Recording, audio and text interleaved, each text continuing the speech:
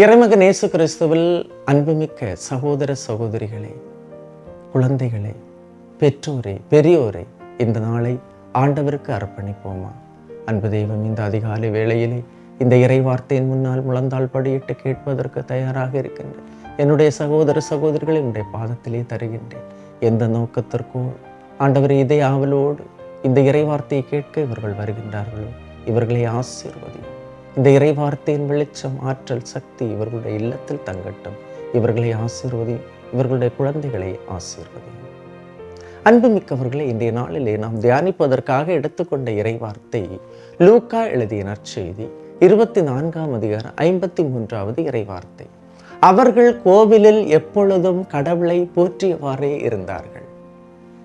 தூய ஆவியார் பெந்தகோஸ்து நாளுக்கு முன்னால், இந்த தூய ஆவியார் வருவதற்கு முன்னால் சீடர்கள் அன்னை மரியாவோடு இணைந்து எப்பொழுதும் கடவுளை போற்றியவாறே இருந்தார்கள். துதித்தல், புகழுதல், நன்றி கூறுதல் இவை அனைத்தும் கடவுளுக்கு மிகவும் பிடித்தமானது. காரணம், துதிகளின் மத்தியில் வாழ்பவர் கடவுள். எப்போதும் துதித்தார்கள், எப்பொழுதும் புகழ்ந்தார்கள், எப்பொழுதும் நன்றி கூறினார்கள். இது நம்மால் சாத்தியமா? இரவும் பகலும் துதித்தார்கள், புகழ்ந்தார்கள், நன்றி கூறுகின்றார்கள். அன்புமிக்கவர்களே, இது சாத்தியம். காரணம், நம்முடைய அன்றாட வாழ்க்கை சூழலில் கடவுளை துதிக்க பழகியவர்கள், கடவுளிடமிருந்து ஆசீர்வாதங்களை பெற்ற மக்கள். எனவேதான் அவர்களுடைய அந்த அனுபவத்திலிருந்து நமக்கு சொல்லுகின்றார்கள், கடவுளை துதியுங்கள், போற்றுங்கள், ஆராதியுங்கள், புகழுங்கள், அவருக்கு நன்றி கூறுங்கள்.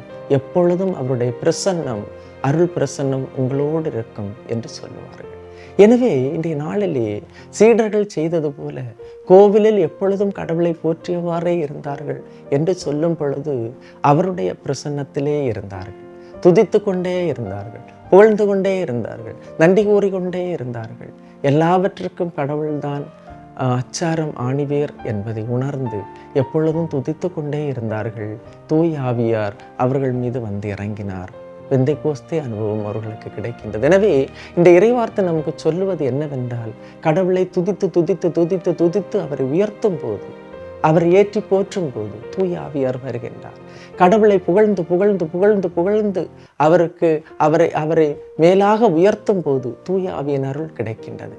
கடவுளுக்கு செய்த நன்மைகளுக்கு நன்றி கூறி நன்றி கூறி நன்றி கூறி அவரை துதித்து புகழும் போது ஆண்டவருடைய அருளாசியர் நமக்கு கிடைக்கின்றது. கண்டிப்பாக தூய ஆவி வந்து இறங்குகின்றார். எனவே துதிக்கின்ற மக்களாக, புகழுகின்ற மக்களாக, நன்றி கூறுகின்ற மக்களாக நாம் வாழுவோம். ஆண்டவருடைய அருள் நம் மீது இறங்கும். அவர் தூய ஆவியால் நம்மை நிரப்புவார். எல்லாம் வல்ல இறைவன், தந்தை, மகன், தூய ஆவியார் உங்களையும் உங்கள் குடும்பத்தையும் நிறைவாய் ஆசீர்வதிப்பாராக. ஆமேன். இயேசுவுக்கே புகழ், இயேசுவுக்கே நன்றி. மரியே வாழ்க.